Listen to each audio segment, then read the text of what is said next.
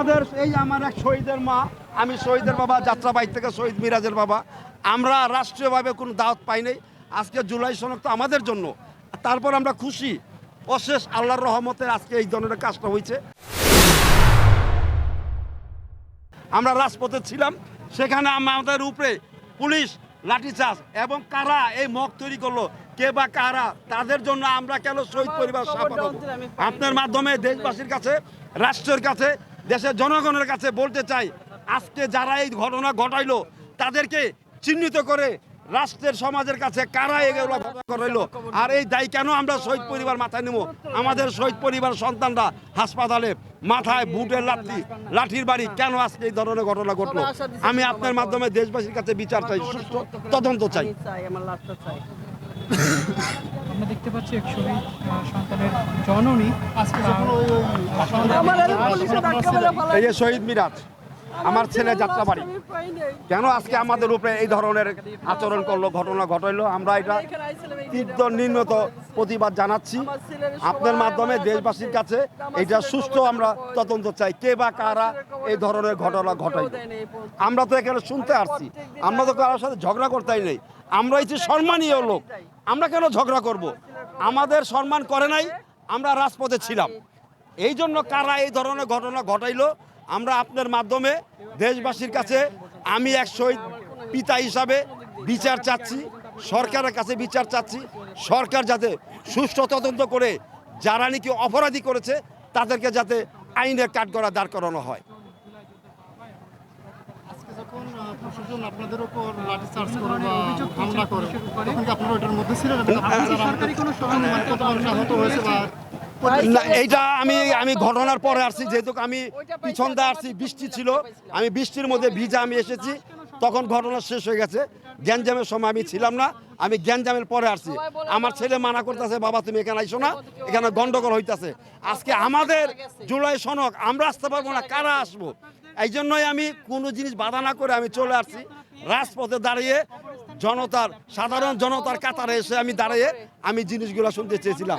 আইসা দেখলাম এই ধরনের একটা ঘটনা।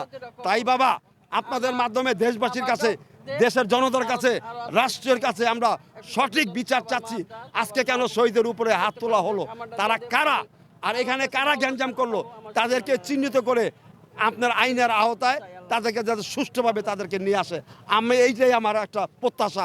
আপনার মাধ্যমে আপনারাও আমাদের মাঝে দাঁড়ান, আমার জায়গায় দাঁড়ান, আপনারা দাঁড়াইলে বুঝতে পারবেন আজকে কি ঘটনাটা ঘটলো। আজকে আমরা একটা আশা নিয়ে আসছিলাম, সেখানে কি হসলো, আমার সন্তানদের উপরে, শহীদ পরিবারের উপরে লাঠিচার্জ, মাথা ফাটাই দিচ্ছে, হাসপাতালে ভর্তি। আপনারা তদন্ত নেন কোন কোন হাসপাতালে ভর্তি আছে এবং কারাই মক তৈরি করলো। আপনার মাধ্যমে দেশবাসীর কাছে, রাষ্ট্রের কাছে আমরা কে কারা এই ঘটনা ঘটাইলো সঠিক আমরা বিচার চাই, সঠিক একটা তদন্ত চাই। কথা বলি, আপনার ছেলে কোন জায়গা বা কোন এলাকা থেকে শহীদ হয়েছে? যাত্রাবাড়ি, কাজলা যাত্রাবাড়ি কাজলা। কত তারিখে শহীদ হয়েছে? 18 তারিখে। এখন ওনার কবর পাওয়া যায় না এরকম? না, ওরা আশা দিছে, সবাই আশা দিছে আমার ছেলের কবর আমার পাওয়া দিবে। এই পর্যন্ত আমার ছেলের কবর আমার ওরা কয়ে দিব, এই পর্যন্ত আমার কেউ দেয়নি। আমরা প্রত্যেক সপ্তাহে যাই, এই ইয়েরাও যায়, আমগুলো উপদেশরাও যায়, একজন গেছে, এখন উপদেশরা ফোন দিলেও ধরে না। এখন কোনো কবরের কোনো আমগুলো কোনো নাই, যোগাযোগই নেই আমাদের। এখন আমরা খবর আমাদের সমর্থ করে দেয় নাই আমাদের। 1 বছর আগের ঘটনা, এখন আপনারা এই বিষয়ে কোনো তথ্য বা ইনফরমেশন কিছু জানেন? তথ্য বলতে কি, আমাদের বিভিন্ন আশ্বাস দেওয়া হয়েছে। সর্বলাস্ট একটা কথা বলি, এই 14 মাসে এই ইন্টারিম সরকার এটার জন্য কোনো কার্যক্রম গ্রহণ করে না। এটা না শুধু, মানে আমাদের আহত যারা আছে, শহীদ পরিবারের সদস্য যারা আছে, তাদের জন্য ইন্টারিম সরকার 14 মাসে কিছুই করে নাই। তারা তাদের নিজের সংস্কার করছে, আর যাদের টাকা আমাদের ভাইরা বেরোচ্ছে তারাও তাদের নিজের সংস্কার করছে। কিন্তু আমরা আজকে কি হয়েছে, রাস্তায় রাস্তায় মায়ের খাই পুলিশের হাতে। কিন্তু পুলিশ তো সরকারের গোলাম, সরকারের চাকরি করে, কিন্তু পুলিশকে তো নির্দেশ দেওয়া হয়েছে। নির্দেশটা কারা দিছে? বর্তমানে সরকার কারা? ইন্টারিম সরকার, অন্তর্বর্তীকালীন সরকার। তারা নির্দেশ দিছে, তারা আমাদের টর্চার করছে, লাঠিচার্জ করছে, আর তেমন লাঠিচার্জ না, জুলাই আগস্টের মতো লাঠিচার্জ করছে। এবং এই যে পুলিশ বাহিনী, তাদের ভেতরে এখনও স্বৈরাচারের যে পুলিশ আছে, তারা এখনও ওই স্বৈরাচারের পুলিশটা তাদের ভেতরে আছে। আজকে আমরা দেখছি যে জুলাই আগস্টের মতো আমাদের আহত ভাইদের উপরে, আমাদের শহীদের মা বাবাকে যেভাবে লাঠিচার্জ করছে, এটা মানা যায় না ভাই, এটা তীব্র নিন্দা জানাই। আর এটার সাথে যারা জড়িত আছে তাদেরকে আমরা ছাড় দিব না। এই যে জুলাই সনদ অনুষ্ঠান হয়েছে, ঠিক আছে, যখন আমরা রাস্তায় অবস্থান করতেছিলাম, মানে লাঠিচার্জের পর তখন হঠাৎ করে কিছু নোয়াখালী বিভাগ চাই, কিছু সদস্যরা আসছে নোয়াখালী বিভাগ চাই, হঠাৎ করে আসছে আর এদিক দিয়ে এটা কার্যক্রম শুরু হচ্ছে, মানে চলতেছে, কার্যক্রম চলতেছে, doctor Mohammad Yunus sir signature করতেছে আর এদিক দিয়ে তারা নোয়াখালী বিভাগ চাই, নোয়াখালী বিভাগ চাই। এই যে আমাদের একটা যৌক্তিক দাবি, তাদের দাবি জানা, তাদের দাবি যৌক্তিক, ঠিক আছে আমি মানছি যৌক্তিক, তাদের দাবি জানানোর জন্য প্রেস ক্লাব আছে, শাহবাগ আছে, আর অনেক দপ্তর আছে, তারা মানে পুরো পারফেক্ট সময় এই জায়গায় এসে এই দাবিগুলো জানাবে। আর এদিক দিয়ে জুলাই সনদ স্বাক্ষরও হয়ে গেছে, আর স্বাক্ষর হওয়ার পর তারা কিছুক্ষণ পরে আর কি এখান থেকে মানে মুভ করে অন্য জায়গায় চলে গেছে। তাহলে এটা দিয়ে কী বোঝা যাচ্ছে ভাই, আমাদের সাথে যে এই বৈষম্য করতেছে, যাদের রক্তের বিনিময়ে ইন্টারিম সরকার, আমাদের ভাইদের রক্তের উপর দাঁড়িয়ে ইন্টারিম সরকার, আহত ভাইদের রক্তের উপর দাঁড়িয়ে ইন্টারিম সরকার, তারা তো আমাদের সাথে গাদ্দারি করছে। আর যাদের ডাকে আমাদের ভাইরা বের হইছে তারা আজকে কোথায়? তারা মিডিয়ার সামনে বলে যে প্রত্যাহার করছি, জুলাই সনদ প্রত্যাহার করছি, আমরা সিগনেচার করবো না।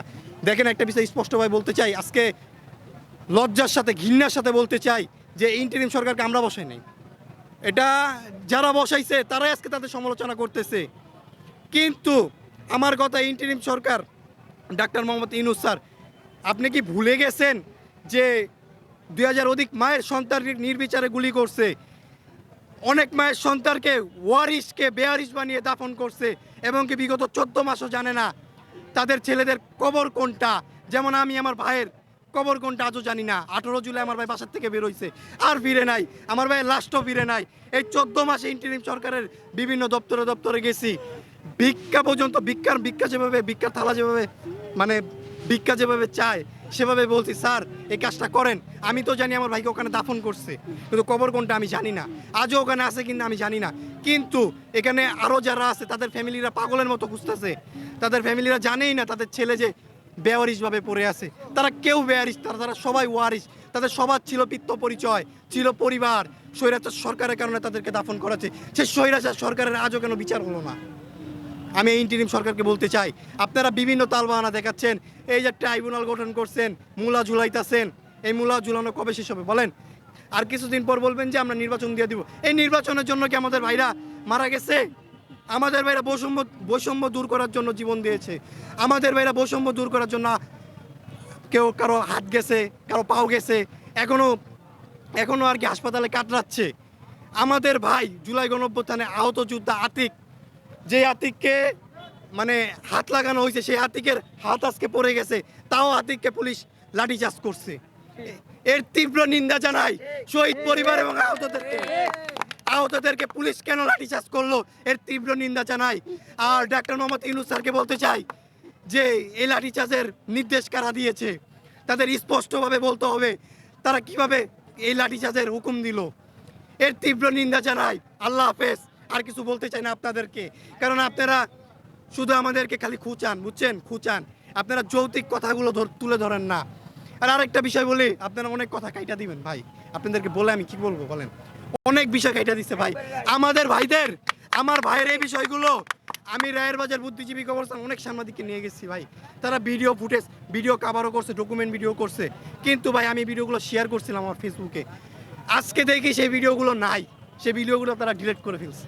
আর কি বলবো ভাই আপনাদেরকে, আপনারাও স্বৈরাচারের গোলাম হয়ে গেছেন ভাই, স্বৈরাচার না সরি ইন্টারিম সরকারের গোলাম হয়ে গেছেন ভাই। স্পষ্টভাবে বলি ভাই, আপনারা দেখেছেন জুলাই আগস্ট মাসে কিভাবে আমাদের ভাইরা রুখে দাঁড়াইছে। আপনারা সাংবাদিক, আপনারা সবসময় রুখে দাঁড়াবেন, সত্যর পথে থাকবেন, এটা আপনাদের কাছে রিকোয়েস্ট ভাই। আপনারা এই সরকারের মতো হবেন না। এই বাংলাদেশে যে সরকারে গঠিত হয় তারাই ভুলে যায় তারা কিসের উপরে দাঁড়িয়ে ইন্টারিম সরকার হয়েছে। আর কিছু বলতে চাই না ভাই, আল্লাহ হাফেজ। আমার মায়ের এই কান্না বিতা যাবে না ভাই, উপরে একজন আছে তিনি সব দেখতেছে ভাই, এই কান্না জীবনও বিতা যাবে না ভাই। হাসের ময়দানে এই দিন জবাবের দিন দেবে আল্লাহ, হাসরের ময়দানে ভাই এই বাংলার মাটিতে বিচার হবে ইনশাআল্লাহ। স্বৈরাচার ফ্যাসিস্ট খুনি হাসিনার যেভাবে পতন হয়েছে, এই পতন কিন্তু ভাই আল্লাহ তাআলার হুকুমে হয়েছে, আমরা হলাম উসিলা জাস্ট, আল্লাহর হুকুমে কিন্তু এই পতন হয়েছে। সেভাবে এই প্রত্যেকটা স্বৈরাচারের পতন হবে ইনশাআল্লাহ। আমাদের মায়েদের, আমাদের মা বাবা, আমাদের আহত ভাইদের চোখের পানি বিতা যাবে না। উপরে একজন আছে তিনি সব দেখতেছে, তিনি ছাড় দেয়, ছেড়ে দেয় না।